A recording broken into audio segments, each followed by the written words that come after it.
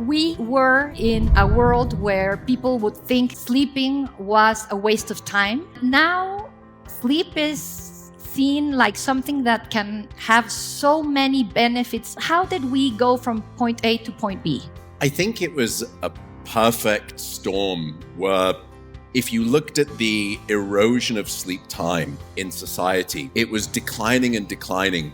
But our knowledge of the critical importance of sleep for health, for wellness, including mental health, not just physical health, but also in the workplace in terms of productivity. Certainly what we learned is that less sleep does not equal more productivity. So when we were seeing this decline in sleep and people really started to feel the sense of the sleep deprivation, plus the knowledge of the importance of sleep in every aspect of an individual and a society, when those two things, the decline in sleep and the increase in sleep knowledge, crossed over, I think that was the point at which it was almost the inception point.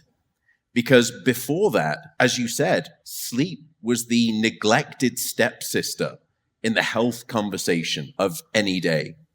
But now, increasingly, even as you said, people like Bill Gates, you've had lots of leaders in the past be, very chest beating. I don't need sleep.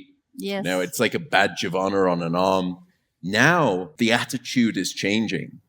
And I think instead of seeing sleep as a cost, people are starting to realize sleep is an investment, and not just an investment in yourself, but sleep is probably, if you look at the data, the very best form of physiological injected venture capital into any company. And that's why I think it's remarkable that you have a company like Engen Capital that could host any kind of an event.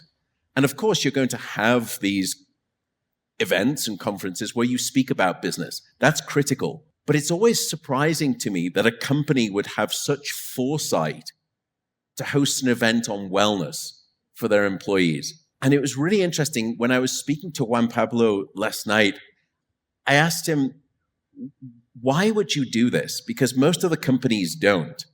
And he said two very interesting things. First, I want to create a company where people's mental health and physical health is improved. And that's important to me. But the second thing he said was even more impressive. He said, if I show to my young employees that this is something that can be embraced by a company, they will go on to be the leaders of the next generation of huge companies here in Mexico. And if I demonstrate to them that there is an importance of embracing health, in the future, it will trickle down to the next group of leaders, the next generation.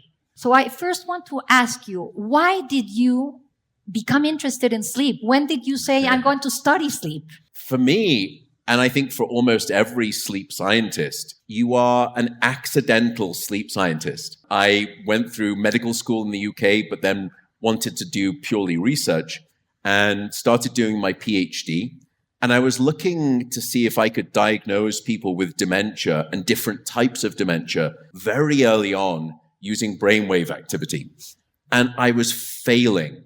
I got no good results. And then one weekend, I was reading the journals and I realized that some of these dementias would eat away at sleep-generating regions in the brain.